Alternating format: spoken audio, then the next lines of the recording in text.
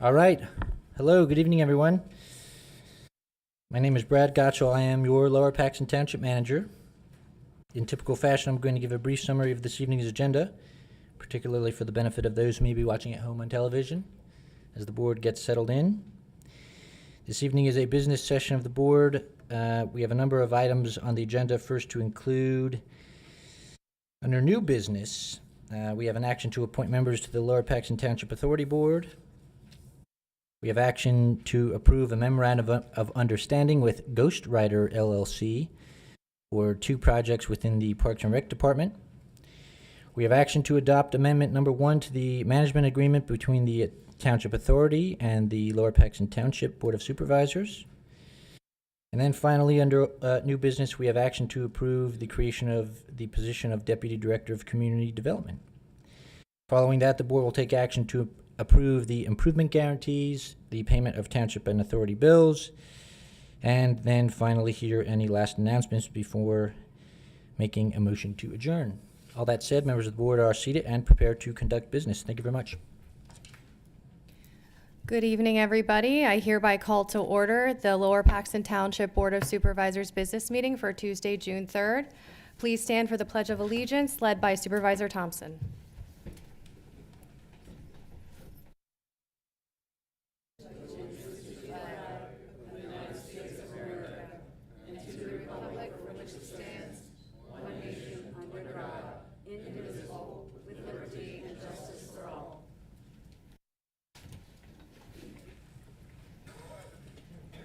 Just a brief note before we move on to the approval of the minutes. I would just like to note that we held executive session prior to the meeting today at 6:30 to receive information.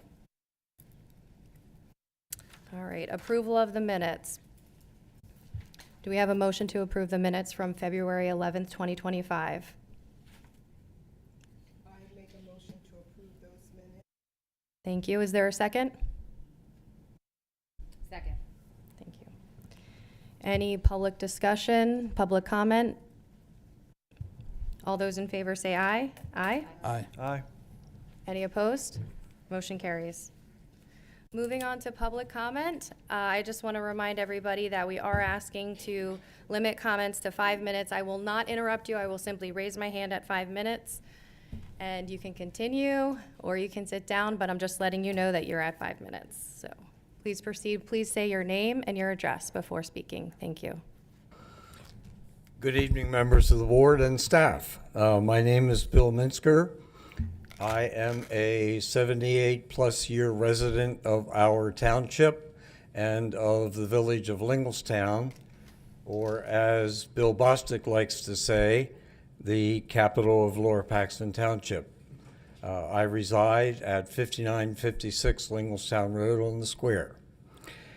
Exactly 60 years ago, I began involvement with our township in a number of different activities. As I mentioned to you a few meetings ago, this began when I was 16 years old. I was the historian for the Linglestown Bicentennial in 1965. 2 years later, I became your historian for the township's bicentennial in 1967.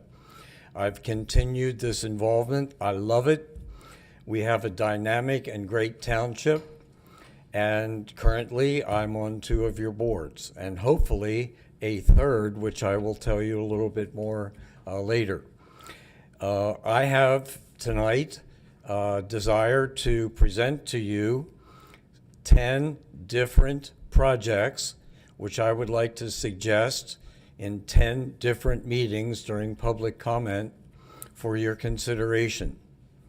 These projects are positive.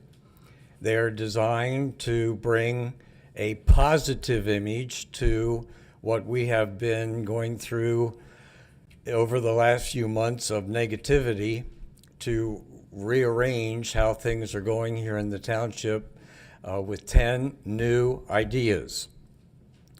These are positive in nature, and they're designed to benefit our residents. Of these 10 projects, 6 of them have a history. One of them goes back to 1965, which I have been promoting since that time.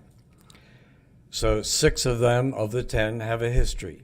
4 of them are new that I have not really mentioned to anybody, and I will present them to you. Of the 10, 8 have a cost. 2 of them have a significant cost. And the one that is most expensive, I will present to you first. And it also has the longest history, going back to 1965. 2 of the 10 projects have no cost to the township. So my desire is to introduce these to you for your consideration, one project at a time, during the next 10 supervisors meetings that I'll be able to attend. All 10 of these will require of you foresight into what can be done with our township, and not just a two-dimensional type of foresight of things printed on paper, but a three-dimensional, 3D vision of what can be done with our township in the future. That 3D vision, first of all, requires a dynamic view of what can be done.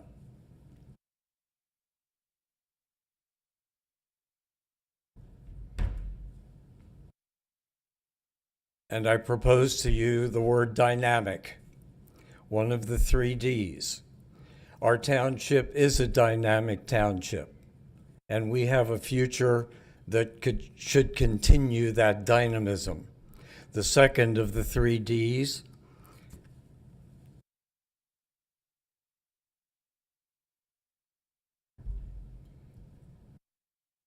all 10 of these projects are daring, and I dare you to consider them.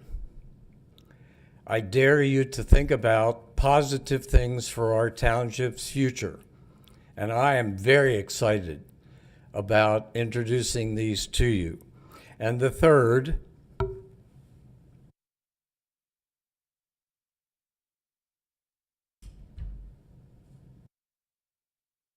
of the 3 Ds is that all 10 of these projects are doable, and are doable without really a lot of effort.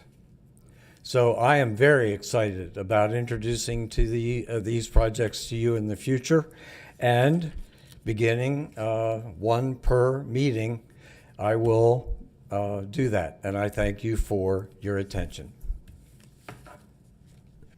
Thank you, Mr. Minsker. We are looking forward to your presentations.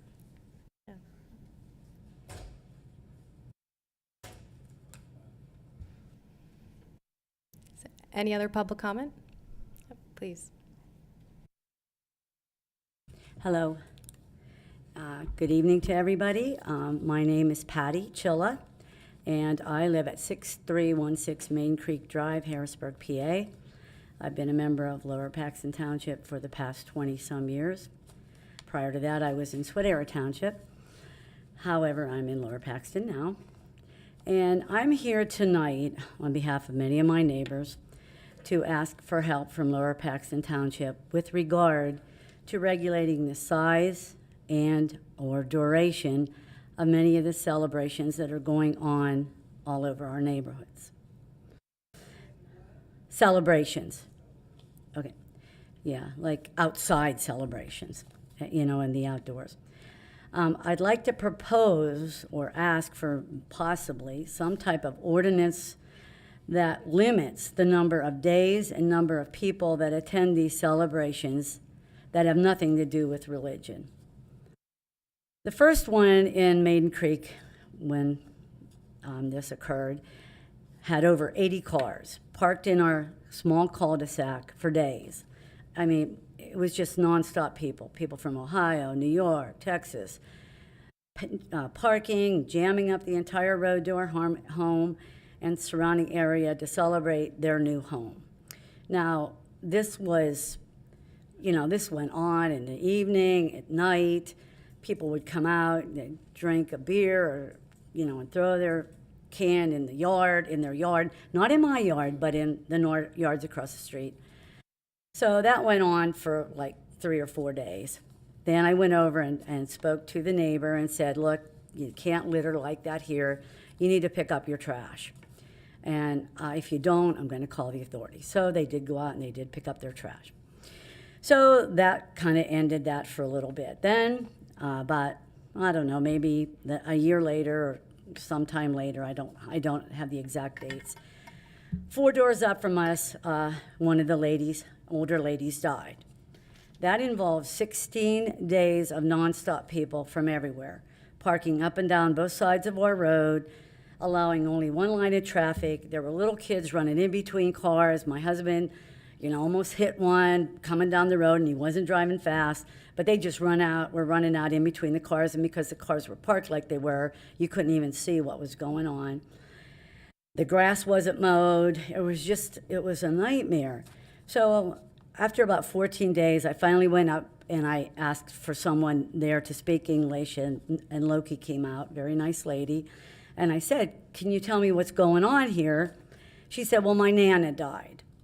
I said, okay, I'm sorry to hear that. And she said, it takes 16 days for her to go to heaven. So I said, well, what day is this? And she said, well, it's day 14. So I said, so in 2 days, this will all end and all these people will be gone? And she said, yes.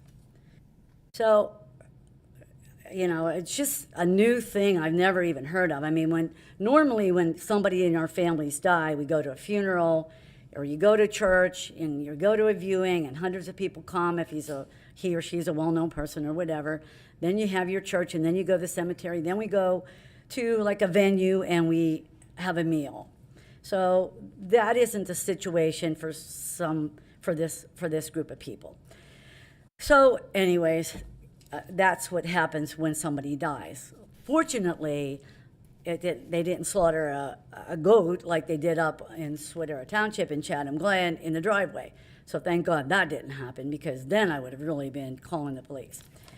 So then again, just last year, my next door neighbor had a 5-day celebration. Same thing, just people everywhere, tents, people getting dropped off by vans, people all day, all night, walking around that aren't normally in our neighborhood for the celebration of his 2 daughters, okay?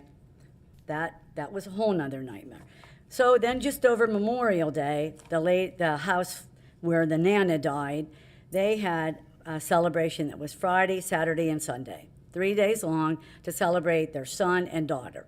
And I'm not sure what they did, but what the son and daughter did, but it was about their son and daughter. So that lasted 3 days. This particular one, there were vans that dropped people off, and these people were standing outside my house, smoking cigarettes and throwing the butts on the ground. So I would just like to know if there's anything we can do that would stop or limit or control the situation, because this is it goes on 3 and 4 days. Dairy Street is lined with a lot of restaurants and buildings that could house and hold these celebrations. I just don't know why they have to be in our neighborhood and why it has to go on for days with hundreds of people. I'm just wondering if there's some kind of ordinance or anything that can help with the situation in our neighborhoods. Thank you, Ms. Chilla. I know we do have a noise ordinance, but other than that, I don't think that there's anything that regulates celebrations under the township's purview. Well, if I you know would like there a isn't copy of our now. Yeah. noise ordinance, we'd be happy to provide it to you. What about them when they park 3 and 4 cars deep in front of a fire hydrant? I mean, if somebody in my lower end of the cul-de-sac had a heart attack or a house caught on fire, you couldn't get down the street. There are rules with respect to parking and where you can park, and parking in front of fire hydrants. That's a code enforcement issue. Brad, sorry, Mr. Gutschall, anything to add? Yeah, no, I mean, that's right. I mean, if you ever have an instance like that where there are literally cars either blocking fire hydrants, or you have either vehicles or pedestrians, people, blocking, streets, or blocking clear access or use of sidewalks. I mean, those are things that are already permissible for the township to be involved with regard to enforcing those sorts of violations. But relative, certainly to having 100 people at your home to celebrate whatever the case may be, For days and days.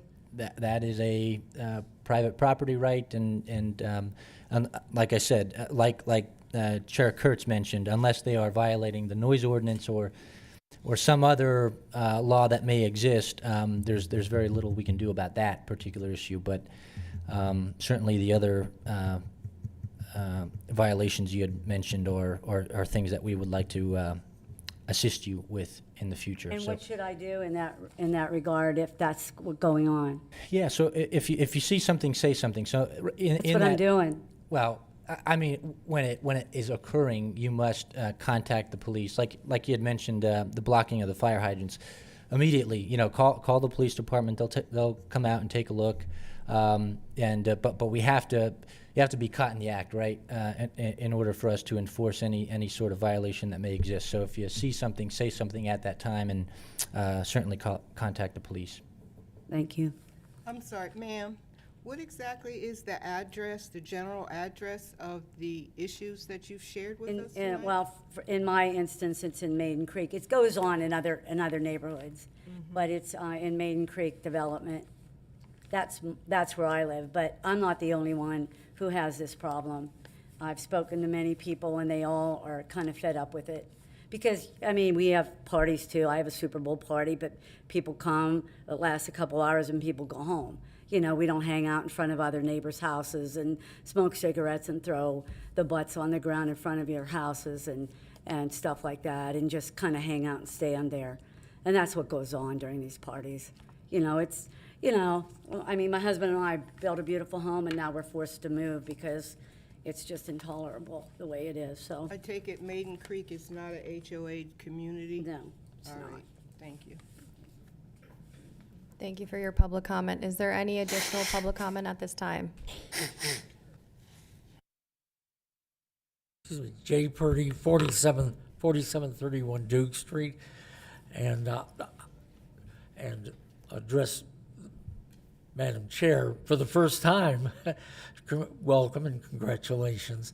And I just wanted to ask, and it probably could be covered under the not public comment, the comment from the board members, to ask, it's been 3 weeks now since there was the public hearing regarding the fire departments, the fire companies, and hiring of full-time firefighters. I wanted to find out if there's been any action to expedite this situation, which has, even they pointed out, could happen at any day.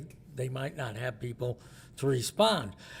And if it's a question of whether 10 firefighters or full-time persons should be hired, or 12, it could be handled like, okay, hire 10, bring those 10 on as soon as we can, and then if you need 2 more, hire 2 more, because the allocation was approved last November, and that basically is my question. If you could outline what's being done to move that along, and I'm sure it'll probably be under the board members' comments.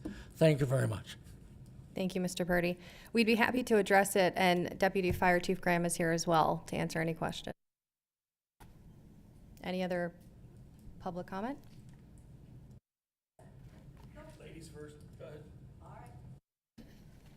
Kind and generous comment you just made. And I love the hand thing. The hand thing is so much better than the timer. My name is Kate Scheib. I live at 131 Oak Park Road here in Lower Paxton Township. Speak a little fast, so I do stay under my time limit like I did the last time. But my public comment tonight is going to be called, How Many Votes Does It Take to Pass a Motion? Part 2. To summarize from last month, I came up here, I talked a little bit about my varied government experience with different municipalities.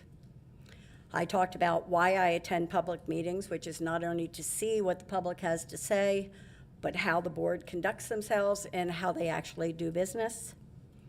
I talked a little bit about, well, actually, I talked a lot about a motion that was made on March 4th with only a quorum of the supervisors present.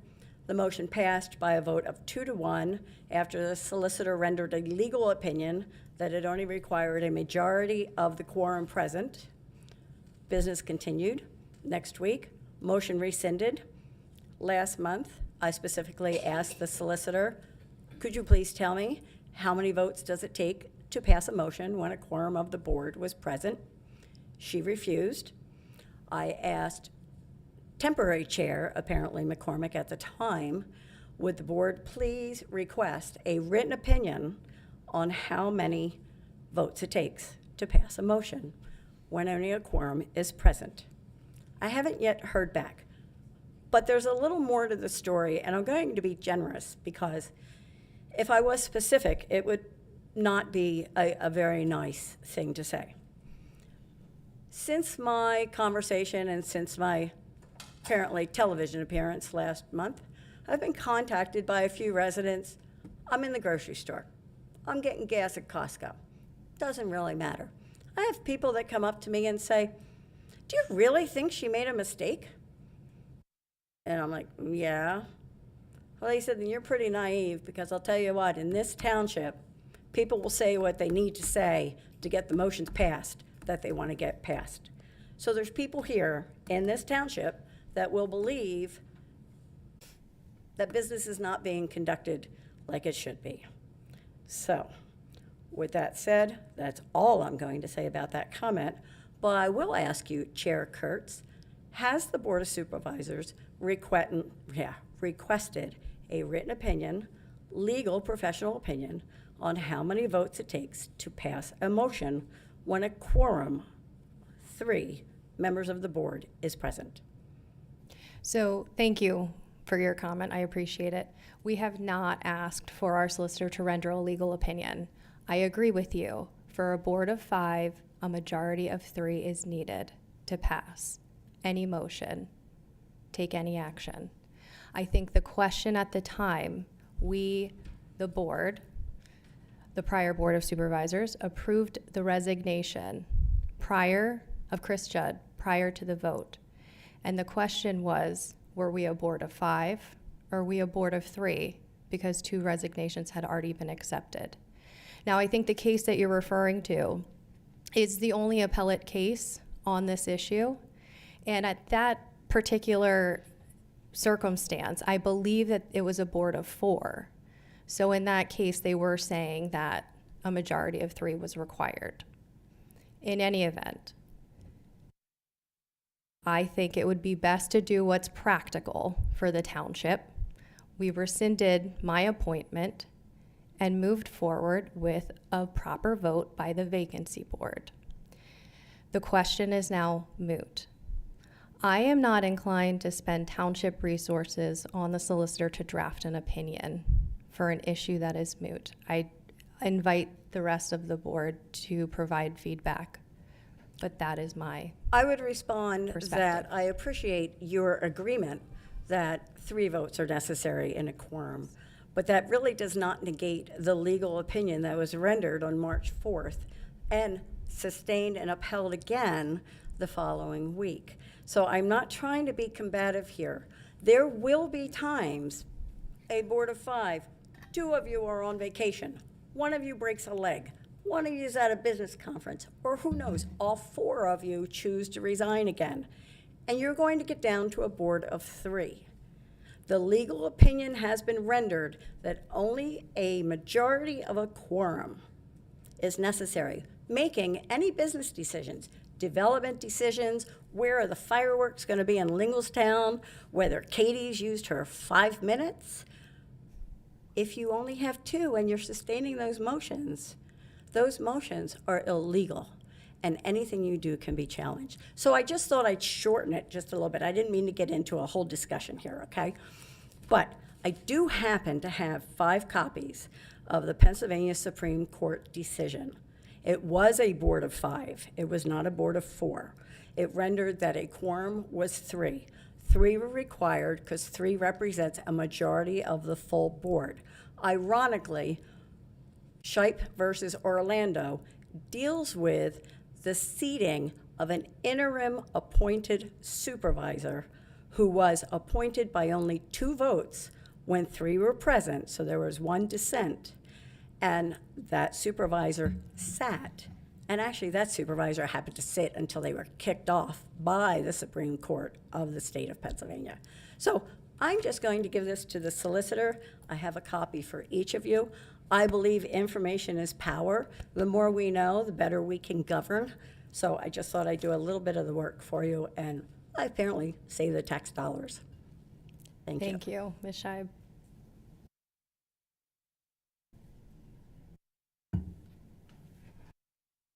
Thank you. Good evening, John Packer, 5723 Kenwood Avenue. I have 2 things. First, last week at the Authority Board meeting, we went over the project in our neighborhood at Meadowbrook. Chairman Blaine is sitting back there, so he could speak to anything, but what I kind of want to go over, which I did then, but since they don't have the authority of the contract, the township does, it was kind of pushed a little bit. There wasn't much they could do. But what I would like to bring to your attention is the same thing that I did with them. At the last meeting, I did ask the manager, do we have a signed contract? What do we have with these people at this point? And he gave the date of the 25th. Well, that date is come and gone. So now we're under the point where they can be fined $1,300 a day from that point on. Solicitor Madden was also at the meeting.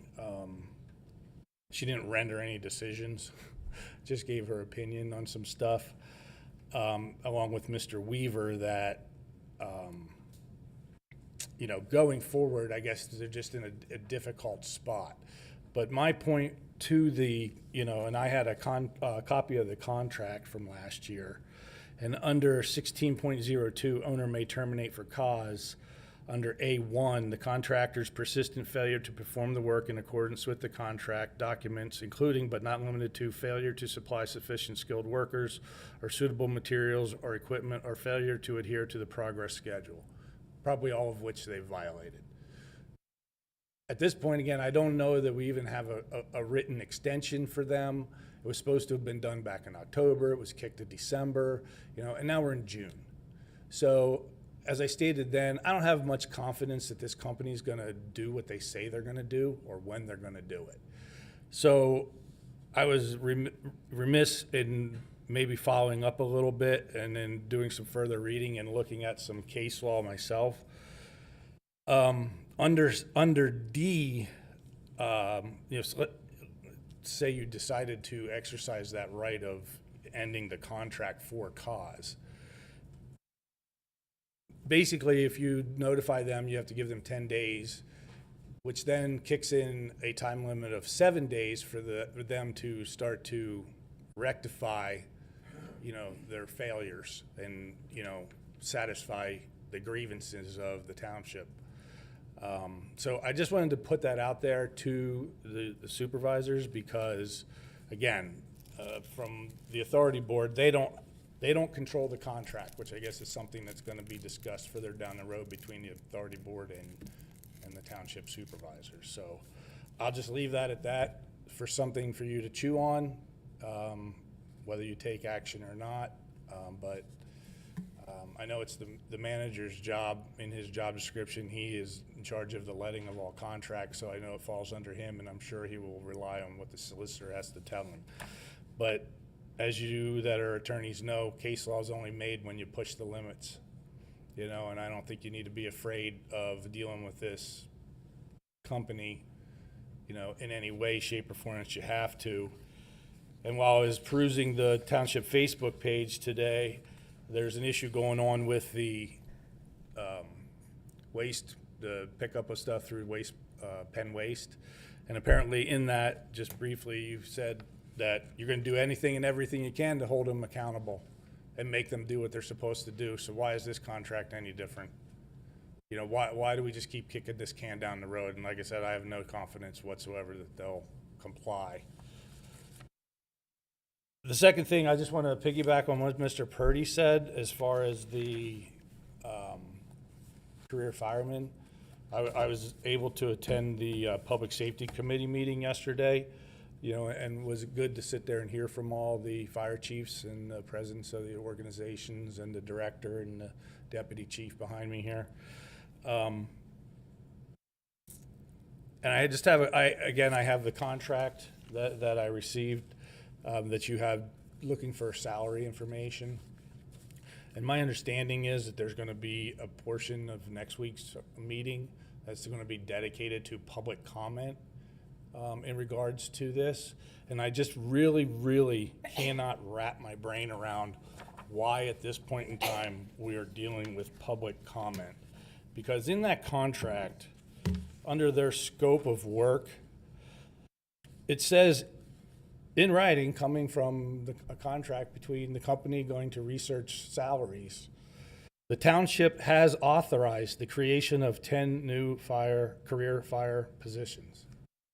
So what are we doing?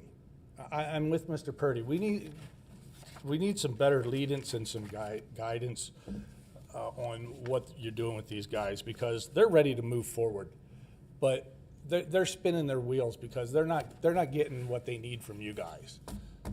So it's time to just, you know, do what the previous board already voted to do and move things along.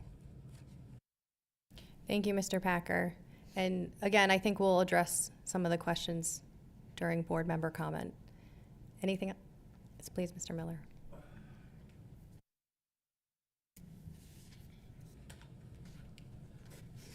Board, William Miller, 4311 Crestview. In some of his discussion with the roads and the sewers, there was a recent repair on Elbridge in front of 1621. That road was marked in white probably, well, when they did it the first time, and they never came back to fix it. They paved, they infilled it and blacktopped it. They recently dug it up, and up at the top, I'm getting to a point with what's going on. They dug it up, and then they came back and it sank. They threw some patch on it again. It still sank. This is a new repair. I just don't know how, in other words, if all these roads are lumpy and the police, if they're flying up there in a car or an ambulance and they would hit this, it'll rock you. There's an existing one on Crestview, which I turned in, and Sam Miller had discussed it with me. I have a list of the people to call. But there's existing ones that are terrible to begin with. I'm just looking at overall the quality of the work as to who was watching what they were doing. You know, there's approved compaction schedules. I mean, I've dug holes. There could be 10, 15 pipes in Harrisburg. I know the alley. And I was amazed. In your hand, you have to get it right. These ditches aren't really rocket science. So why can't they compact them correctly and at least do an acceptable patch so the roads aren't so lumpy? I think a lot of this could be avoided. And then I just don't know, how long are their guarantees for these things not to fail? In other words, how soon do they have to come back? Are they good for a year, 2 years, 3 years, 4 years? If people notice some subsidence, obviously we have that in this situation. How fast do they come back? I thought someone would have been back already. And I know it's raining and there's reasons, but still, I mean, this is being paid for out of, I guess, bond money, whatever. And I know that we are very proactive in our repairs, and people look at Lower Paxton. We are leaders in this. This I know. But the thing is, the people that are doing the physical labor there sometimes, I just think they had to be watched a little bit harder. And I think you would avoid a lot of these problems. And they should get back and probably fix what it is. I can say it's not rocket science. It's not that tough. They were probably in a hurry because they're behind other places, maybe. I don't know. This is my thought. Thank you. Thank you, Mr. Miller.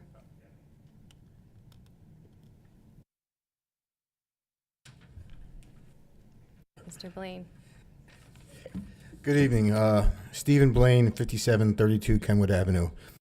In regards to our project out there at Meadowbrook, do we have an updated on the paving? Have you heard anything from the contractor at all in regards to that? Members of the board. Yes, sir.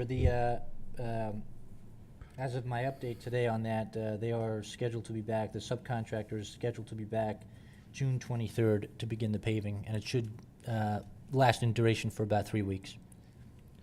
Okay, that's we're looking at. I mean, there's still a lot of cement work to do. We've been here a year ago. We started this journey, and it's a year and a little over a year later, and I feel like we need some more township people out there to press the issue.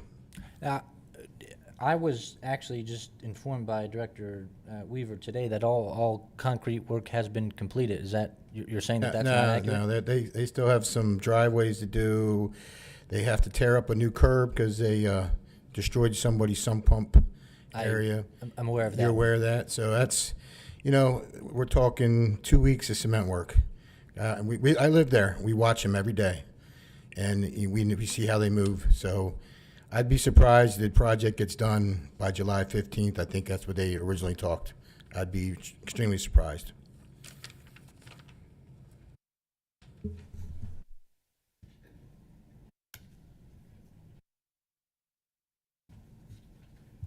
Thank you, Mr. Blaine. Any other public comment? Okay. Chairman and board member comments? The only other thing I wanted to add on with regard to the fire department and hiring career staff is, I know that we entered into this contract with PFM to do studies. I do think it's important in terms of long-range planning to make sure we do have correct numbers, but there has been meetings with PFM, and we do believe that they're continuing to move forward and make progress on that report. The one thing that I did want to note, in January, Deputy Fire Chief Graham provided us with a memorandum that had a number of different pieces of information in it with regard to the plan for hiring. And right now, we are in phase 2, which is written in CPAT testing, and that is scheduled for June 2025. So it's my thought that this study is running concurrently with the current schedule that has been in place. Phase 3, interviews and backgrounds, was scheduled in January to take place in July of 2025, and then hiring decisions and offers in August. Orientation in September, and full deployment in October. So the process with PFM, understandably, is taking some time, but it is not delaying this process at this point. Any other board comments on this issue? Or any other board member comments? Yeah, I just want to say something to Mr. Miller. Yes, I agree with you, sir. There are requirements not only for the compaction, but the quality and size of aggregate. I did let Mr. Gottschall know that there is a similar situation on Devonshire Road as well. And I'm not aware, but I think we have GHD for inspection. I'm not sure if they're on site. Well, if it's a sewer project, yeah. Okay. Yeah. GHD for the sewer project, but with regard to street cuts would be HRG, so I'm not Okay, sure. HRG. We'll follow up on the process. I will but- definitely look into if there's, inspection out in the field when the work is being completed. But we will definitely look into it. My concern again, with the police and fire, I mean, I'm not trying to make this a big deal, but when they're moving, and Yeah. some of these things are absolutely brutal when you hit them. I get it. And I just, what if they're on a motorcycle like that? I just think that, it has to just be, again, a little bit better, and I appreciate it. Agreed, absolutely.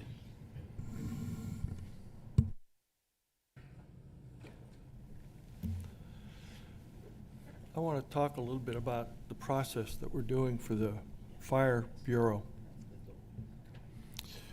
There was a decision made last November to put 10 firefighters in the budget, and taxes were increased to hire those 10 career firefighters.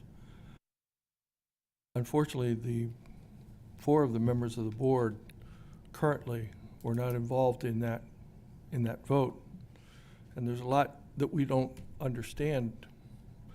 However, reading the 361-page report from MRI, it states very specifically that the duty of the Board of Supervisors is to actively engage with the cross-section of the fire companies and also with the public.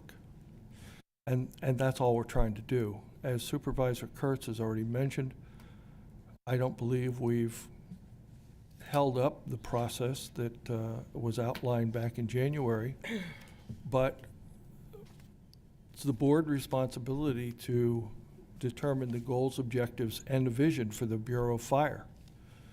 So we're doing our due diligence to meet with the cross-section of the fire companies, to also meet with the public, so that everyone, it's funny, we talk about full transparency in so many things, but when it comes to the Fire Bureau, we just want to hurry up and get it done. And I would argue that, meeting with the public, meeting with the fire companies is a prudent and responsible thing to do for this Board of Supervisors. Now, I don't know what the decision is going to be moving forward, because there's a lot of very interesting issues surrounding this particular thing. Issues that the public is not necessarily aware of. Some of them are minor issues, I grant you, but there are issues that need to be addressed. And we're doing the best that we can to follow a process to make certain that what we do now is the bedrock foundation of what we do for the next 6 months, 6 years, yes, even for 60 years. And as much as there's frustration on the part of many of the volunteer firemen and many of the residents, some of the people that have shown up at these meetings, I'm absolutely convinced that we're proceeding cautiously and deliberatively, which is absolutely appropriate when we're making this kind of dramatic change in our Fire Bureau. I want to give Director Kashiba and Deputy Fire Chief Graham great credit for the work that they've done without receiving direction from the Board of Supervisors with respect to goals, objectives, and a vision. I just think that that responsibility rests with us, and we need to do it appropriately. We will have our meeting with the public next meeting on June the 10th, and from that we should have the appropriate amount of information to schedule a vote and to move forward. I ask your indulgence while we do our due diligence, which is only appropriate. These fire companies were established in the 1930s. So they've been doing volunteer fire, taking care of fires in this township for darn near 100 years. And they've done a really, really, really good job. And just as it's incumbent upon us to give them the resources that they need, it's also incumbent upon us to not make decisions that are going to hurt them. So while you may not see that as a good thing, I understand. And if you want to criticize us for not doing what you want us to do fast enough, I do absolutely believe that the due diligence that we're utilizing this time to learn and to make certain that we do the right thing, not the quick thing. Those are my comments on the Fire Bureau. Thank you. Madam Chair, may I ask a question of you in regard to what he just said? Yeah, it is out of order, but we'll allow it. Go ahead. What vote are we talking about? What in God's name is he talking about? It's already been voted on and approved. What is he talking about? Is it up in the air? Is this board that's sitting before us now considering reversing and not hiring these 10 firefighters? Because that's what's coming out of his mouth. This is my time right now, and it's her running the meeting, Mr. McCormick, not you. That is the perception of many people in the public, the firefighters, and I just don't know. I'm completely confused as to why we feel we need a vote, and is the vote whether you're going to move forward with hiring these guys or not. Eventually, I do think there is a decision that should be on our agenda to hire the firefighters. I will tell you, I support, and I do not want to speak for the entire board, the decision has not come before them yet, that I support the hiring of career firefighters so long as we do not undermine our volunteers. And I do believe that the other supervisors support this, as they have already mentioned on the record. Thank you. And we will allow people to follow up. I'm going to limit you to a minute because public comment has passed on this issue. Thank you. Robin Lindsay, 6244 Overview Lane, Harrisburg. During the budget season last year, there were public meetings that budget workshop, they are open to the public. There was public that came. There was volunteer firefighters that came. There was stipend firefighters that came. So you keep saying public meeting. The budget workshop is open to anybody in the township. And like I said, there was people there. So my question is, if you decide not to do this, we started on February 4th as a resident being taxed. And the money that we're being taxed was the money that we put out there for the 10 career volunteer firefighters. If you decide not to do this, are we going to get a rebate? Thank you, Ms. Lindsay. And I will just, oh, go ahead. Thank you. It's J. Purdy, 4731 Duke Street. If I may, you talked about due diligence and studying and stuff. But 3 weeks ago, the fire chief sat here and said, we don't know almost from one day to the next if we have enough people to drive our fire trucks. It's not like, it's a daily danger now. Due diligence might be okay for buying, and I've used the example before, playground equipment. But right now, you're talking about human lives and property. If you have to schedule special meetings and move the schedule up, please do that. Thank you very much. Thank you, Mr. Purdy. And Ms. Lindsay is absolutely correct. Every meeting, there is public comment, and anybody from the public who wants to comment on any item pertaining to township business is free to do that. Thank you, Mr. Lindsay. Thank you, Madam Chair. Joe Lindsay, 6244 Overview Lane in Lower Paxton Township. I'm sitting here listening to all this, whatever you call it, and I'm just wondering, we have a very good public safety director. We have a very good assistant fire chief back here. We spend $30-some thousand after we've already spent $50,000 to do a study, and we're talking about educating our new board. I don't have a problem with that. But did we have to spend $30,000 when all we needed to do was sit down with our public safety director and this gentleman back here, and they could have educated you, and it would not have cost taxpayers one penny more than the $50,000. But we all know why it was done the way it was done. Thank you, Madam Chair, for the time. Thank you, Mr. Lindsay. Are there any other board member comments at this time? Okay. Supervisor Kurtz, Mr. Packer put words in my mouth I did not say. I just want to, I never said that we were not going to do anything.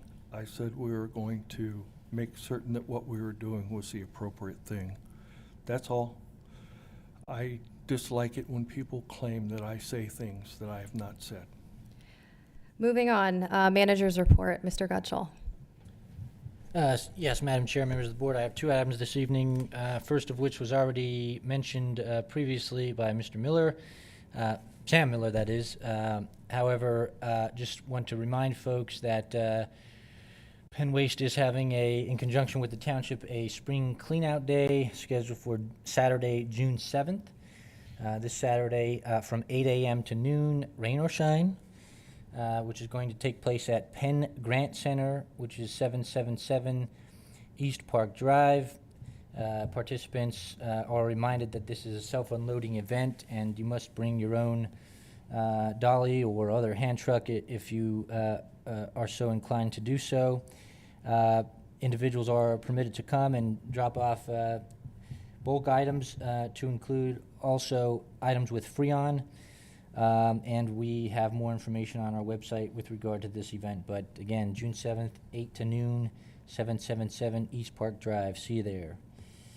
My other item this evening, we don't get to do it often, but it's rather... I'm sorry, Mr. Gottscho, can you move back to the clean-out day? Okay. Just a quick question regarding appliances. I'm looking at this. Is this in reality the dumpster that's actually going to be on site? Are people going to be able, I see appliances, so for instance, is someone going to be able to walk their refrigerator into the dumpster? I don't see anybody being able to lift it that high to get it in there. You understand my question? I do. That's just a pic. I'm not aware of the precise receptacles they'll have, but there will be pen waste staff there, and this will be an orderly sort of an event. So I'll get more information on that, but no, I don't believe it would be anticipated that people lift refrigerators and things up into a big dumpster like that. So we'll get clarity on that for you. Thank you. My other item, again, doesn't happen often, but we do from time to time invite new members of staff to join the board and introduce themselves, and that way we get the board introduced to those members, but also members of the public. And so with us this evening, we have Matthew Jaroslawski, who began as the Township Public Works Director back on May 19th. Matt, a resident of neighboring West Hanover Township, joins us as a continuation of a long, distinguished career in the United States Marine Corps, and most recently, the private sector as an operations manager of a machine production company. During his tenure in the Marine Corps, First Sergeant Jaroslawski served multiple combat deployments, humanitarian missions, and global training exercises. Through his work carrying out orders as an instructor, and prior experiences in combat, Matt oversaw mission-critical infrastructure projects and assisted in war-torn nation and society rebuilding efforts and developed elite training programs. I'm excited to welcome Matt back to the start of his now third week with the township, where I know he'll continue making great contributions to a talented group of experts within the Public Works Department and, of course, the entire township organization beyond that. Matt, I can't see you back there, but if you want to come on up to the podium. Hello, sir. Thanks, Mr. Gotcho. Welcome. Pleasure to be here, members of the board. Look forward to working with you, and to all the citizens and residents of Lower Paxton. Look forward to helping you through some issues we got, and it's a pleasure to be here. Thank you. Thank you. And that is all I have. Appreciate it. Thanks, Mr. Gutschall. Seeing nothing other old business, we'll move to new business. Action item 8.1 to appoint the Lower Paxton Township Authority Board. Supervisor McCormick? We have 7 members of the municipal authority, and 3 supervisors who resigned were members of the municipal authority, so we're down 3 members. We've properly advertised for anyone interested in joining the municipal authority to submit an application. We received an application from Don Enders. We've also gotten agreement by 2 supervisors who to sit on the municipal authority. That would be John Eugene and Laura Kurtz. So I make a recommendation, I make a nomination for the 3 members that I just mentioned, Don Enders, Laura Kurtz, and John Eugene, to be appointed to the municipal authority. I will second that motion. Is there any discussion?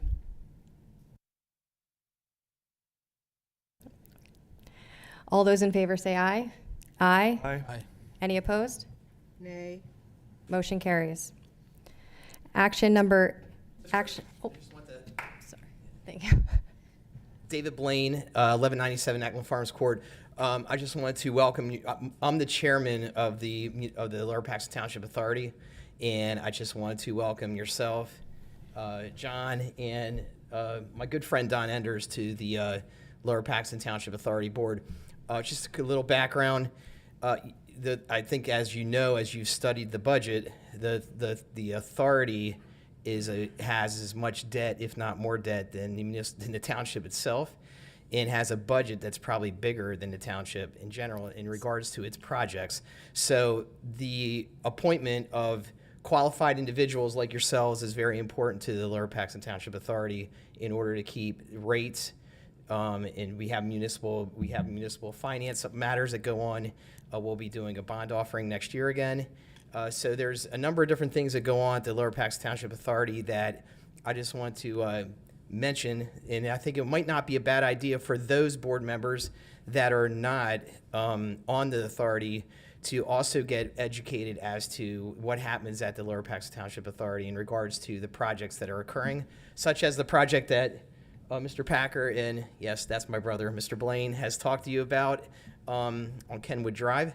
But we also have other projects that are going on as well throughout Lower Paxton Township that are multi-million-dollar projects. So I would be more than happy as chair of the board. I've been on the board for 22 years. I think I'm pretty well versed in what goes on with the authority. I'd be more than happy to meet with the Board of Supervisors to get you more educated and up to speed with what happens at the Lower Paxton Township Authority and the projects that are going on. Get you up to speed with the Department of Environmental Protection's consent decree that we have to meet, as well as what happens with MS4 and some of the other stuff that happens with the stormwater, because stormwater is also part of the Township Authority's responsibility. So as you can see, it's rather large, has a lot of activity, has significant impact to the citizens of Lower Paxton Township. Be happy to meet with any of you or to meet with you as a whole to just get you a little bit more up to speed, knowing that we have a pretty new board up here as a Board of Supervisors. So my comments to you, just want to welcome new members and look forward to working with you. Thank you. Thank you, Mr. Blaine. And any opportunity that I can have to attend more meetings that Mr. Packer and Mr. Blaine will be at to provide public comment, count me in. I didn't Thank say you. they would be at those. They will. Thank you.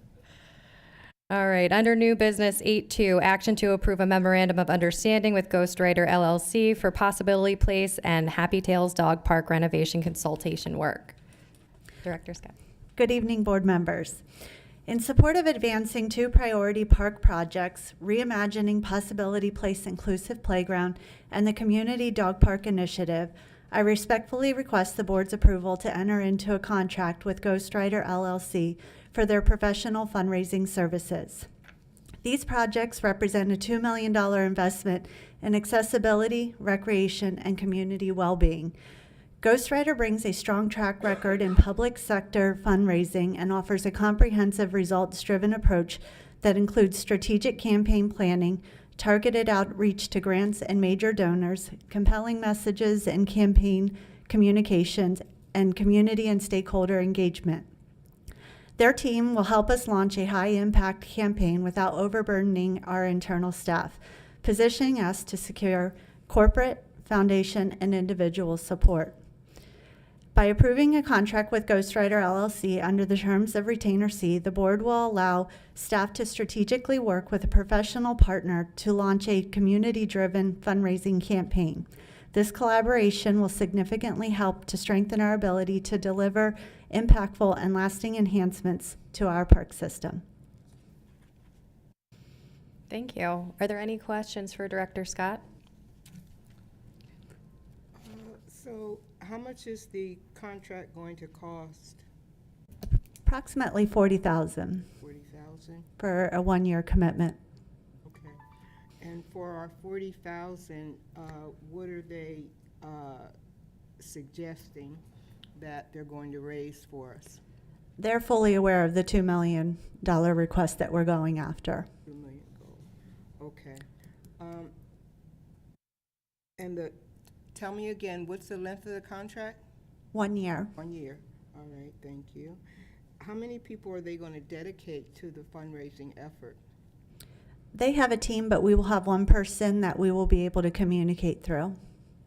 Okay, you said they have a team? Correct.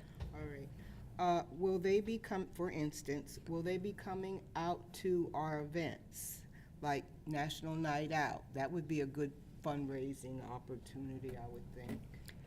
They will be looking at the calendar of events, but also looking to have strategic events incorporated throughout the year as well. Okay. All right. Thank you. Mm-hmm. Any other questions for Director Scott? Okay. I will make a motion to approve the memorandum of understanding with Ghostwriter LLC for Possibility Place and Happy Tales Dog Park renovation consultation work. I'm sorry. Oh, go ahead. I apologize. Ms. Scott, one other question. Do we have any type of personal relationship with this company? No. No. No personal relationship. I had been searching for different fundraising groups out there, came across them. I contacted 2 of their references, but I have no contact with them outside of just searching them up. All right, thank you. Okay, there was a properly made motion. Is there a second? Second. Any discussion? Public comment? All those in favor say aye. Aye. Aye. Any opposed? Motion carries. Thank you. Thank you, Director Scott. Item 8.3, action to adopt amendment number 1 to the management agreement between the Lower Paxton Township Authority and Lower Paxton Township. Mr. Gottschall. Yes, Madam Chair, members of the board.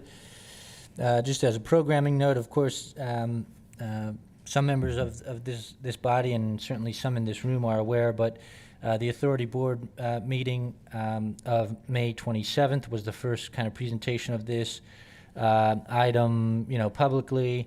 Through a thorough review of the existing authority township management agreement by Solicitor Madden, Finance Director Miller, and Sewer Director Weaver, this longstanding agreement establishes the framework by which the authority essentially delegates daily administration functions to township staff.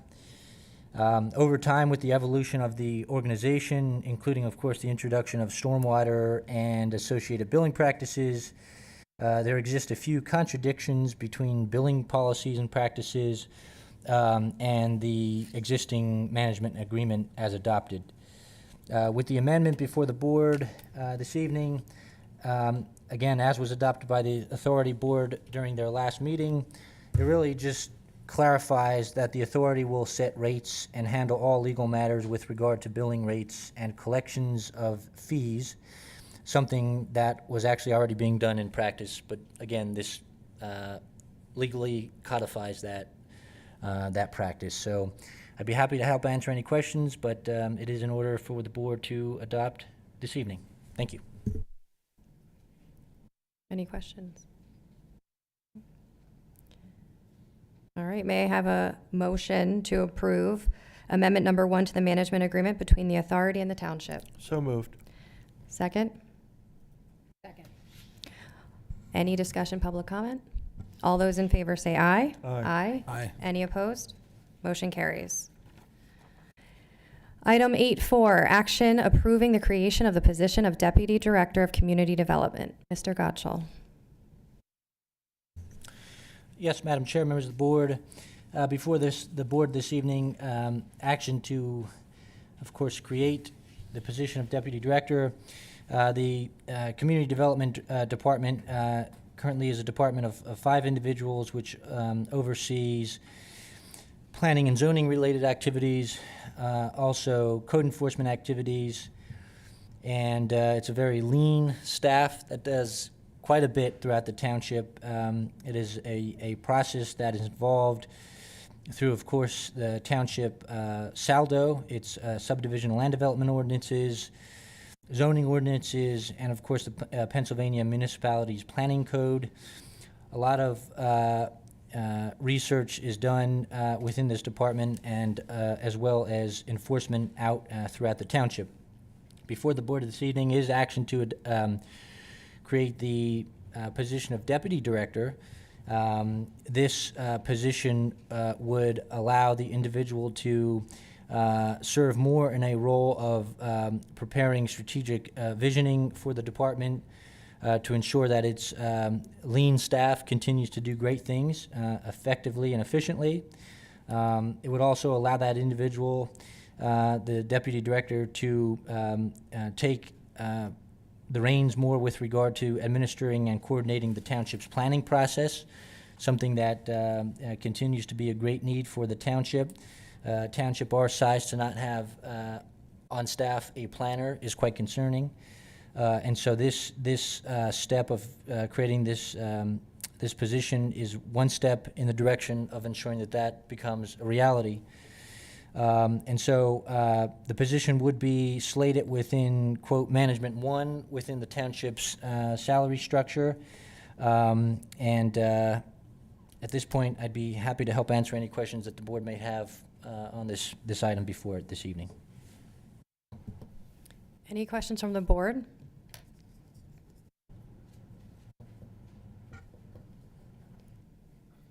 Yes. Is there a motion on the table to approve? I make a motion to approve the creation of the Deputy Director of Community Development. Is there a second? Second. Okay. Any discussion or public comment on this topic? Ms. Lindsay?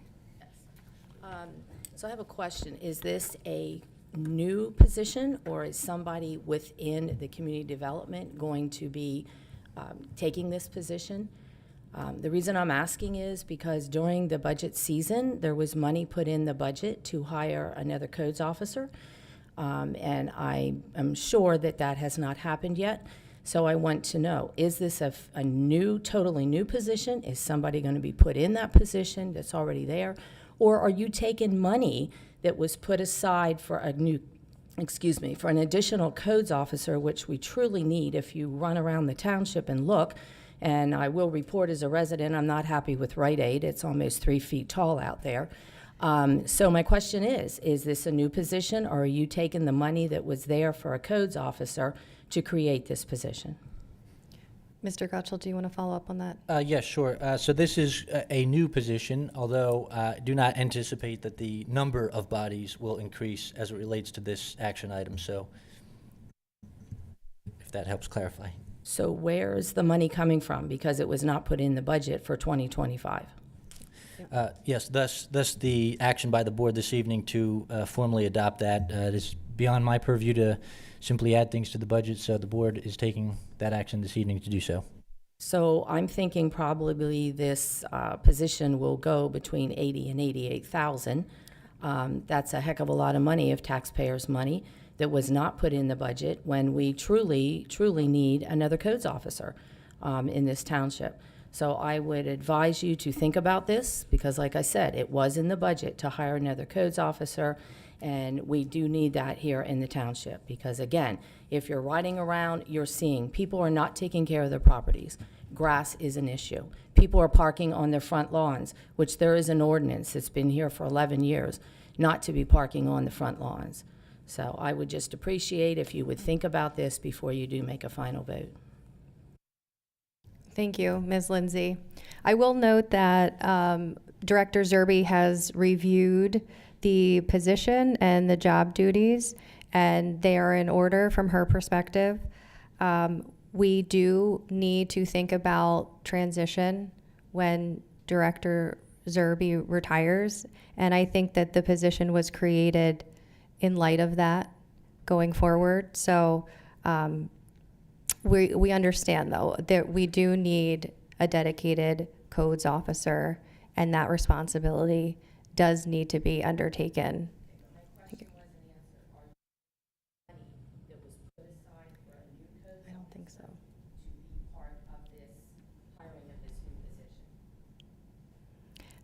That is, sorry, Mr. Gottschall, do you want to, go ahead. I was just going to say that there's not, there's not money specifically tied to bodies. So with regard to the concept of robbing Peter to pay Paul, it doesn't apply in this sense. We will not be adding to the complement of bodies within the department. The department will remain static from this action. So we're not going to be taking money away from anybody, or it's merely creating a new position within the structure, the existing structure of the department. So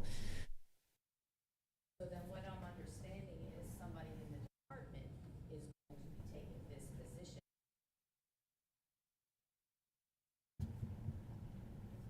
A decision has not been made on that point, but that's a reasonable assumption, Ms. Lindsay. Thank you. And we still haven't got another codes officer that was put in the budget that was past the middle. Agreed. Thank you. Are there any other questions? Any other discussion? All those in favor say aye. Aye. Aye. Any opposed? Motion carries. Subdivision and land development, item 9.1, improvement guarantees. Supervisor Thompson. I make a motion to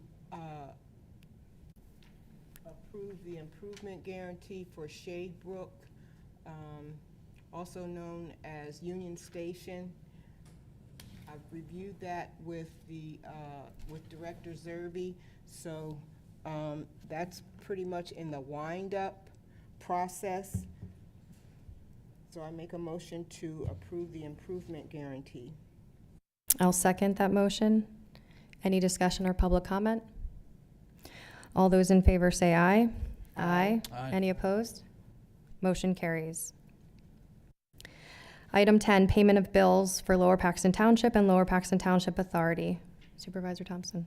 So my new contact person, as we have lost Finance Director Sam Miller, is Jada Dunlap. She worked with Mr. Miller over the last couple of years. I reviewed the several check registers with her. I make a motion to approve the bills. I'll second. Any discussion or public comment? All those in favor say aye. Aye. Aye. Any opposed? Motion carries. Any announcements? This is probably not going to be popular, but I just want to make an announcement that the June 10th meeting, we are advertising that for the public to come and have their comments made known on the proposed changes, additions to the Fire Bureau. Hope all the public shows up and gives us their opinion on that matter. Any other announcements? Okay, with that, I will make a motion to adjourn. So moved. A second? Second. All those in favor say aye. Aye. Any opposed? Motion carries. Thanks, everybody.